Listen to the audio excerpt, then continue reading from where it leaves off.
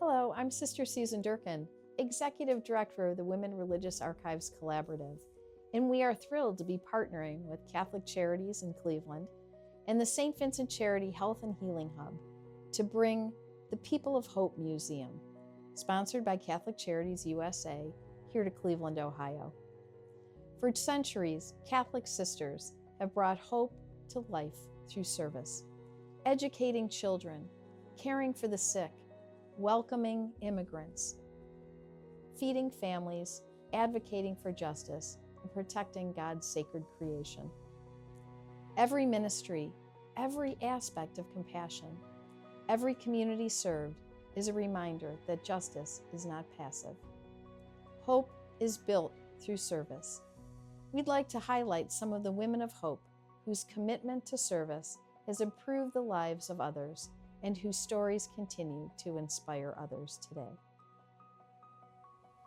Sister Henrietta Goris was first called to serve in Cleveland's Huff neighborhood, which was fraught with poor living conditions and inadequate housing. The National Guard had to restore order after violence, looting, and arson became rampant in 1966. Tough, determined, and practical-minded, she lived and worked along the residents and focused on uplifting them. She started the Famicos Foundation to empower residents and focus on social services, education, and neighborhood revitalization. The Angel of Huff is now deceased, but her impact is still felt today. Sister Henrietta Goris, a woman of hope. Known to many as the Puppet Nun, Sister Alexia Walters brought hope to many with her handcrafted puppets. She earned her nickname after doing several puppet shows for children and their families living in the emergency shelters following a 1965 flood in Rock Island, Moline. She was an art teacher for 22 years and created more than 100 puppets and marionettes. While teaching at Alaman High School in Rock Island, she conducted a weekly art show on a local TV station and conducted workshops for area teachers.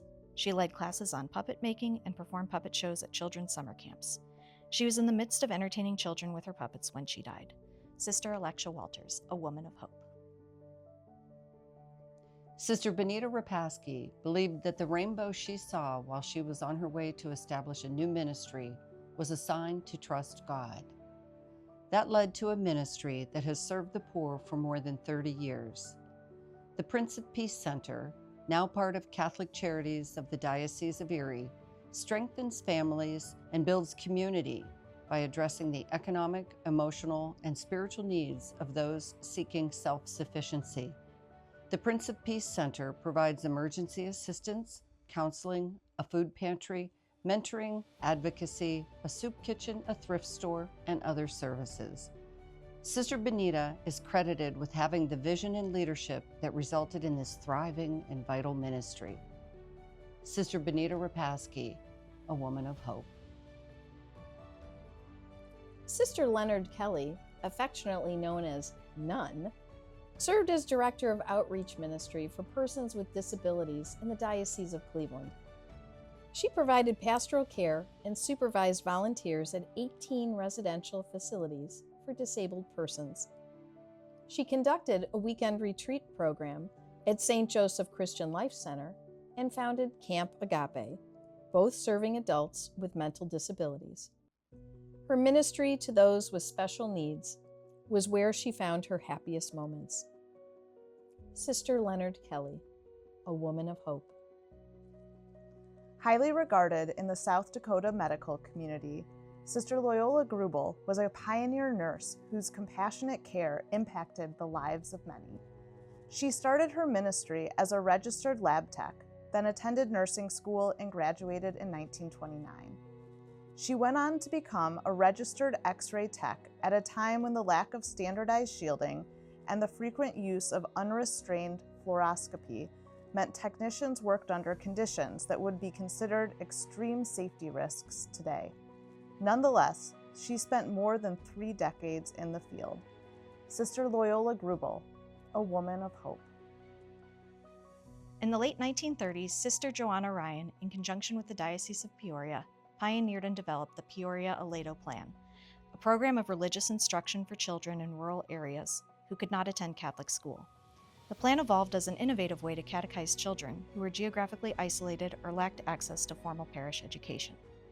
Instead of requiring students to travel, the program operated as a correspondence course through the mail, providing structured religious education lessons and worksheets to families, eventually reaching more than 85,000 subscribers worldwide.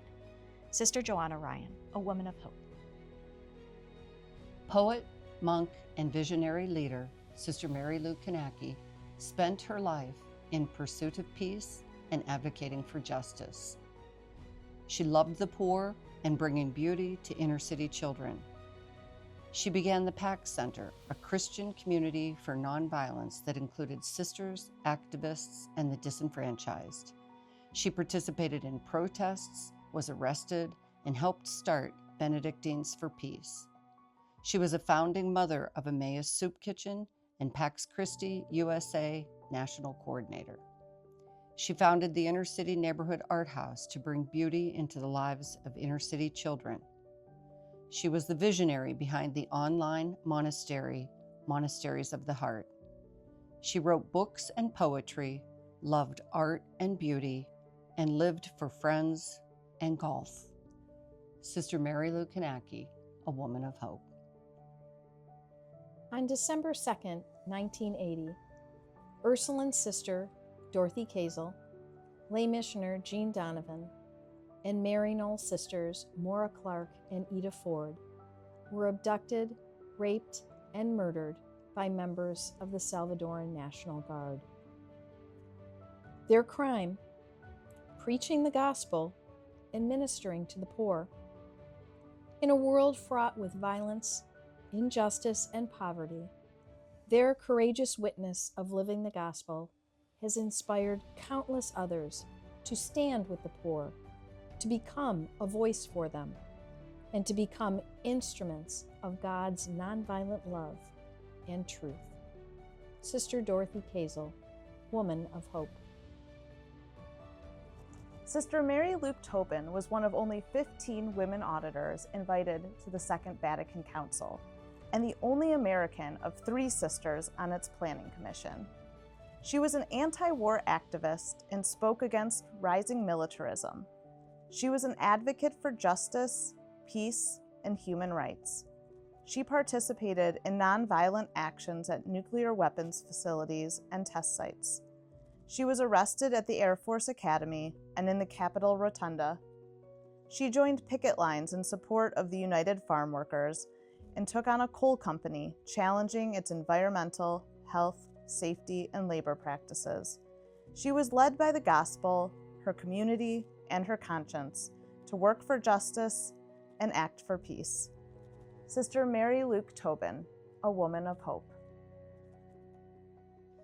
In 2007, Sister Sheila Salmon was sentenced to 100 days in a Florida penitentiary for protesting at the School of the Americas. Its graduates committed numerous crimes against humanity, including torture, forced disappearances, rape, and murder, including the killing of 6 Jesuit priests. She was a nurse with a strong commitment to justice and peace. She offered care to many, including children and adults with AIDS. Sister Sheila Salmon, a woman of hope. Sister Anne Mary Lochner, an Ursuline sister of Louisville, was dedicated to empowering the marginalized in her community. In 1995, she led a collaborative effort of 6 religious communities who formed Project Women, a program that offered hope to single mothers in crisis by providing them with housing, higher education, and employment. She served as the first executive director of Project Women, which became the Family Scholar House in 2008 and continues in Louisville today. She also spent more than a decade offering hospitality and hope to refugees while working in the Office of Immigration Legal Services at Catholic Charities of Louisville. Sister Anne Mary Lochner, a woman of hope. We hope you found these stories as inspiring as we did. Many more like them will be kept alive at the Women Religious Archives Collaborative. They won't be locked away in a storage facility only accessible to researchers and historians. They'll be brought to life through engaging exhibits and programming.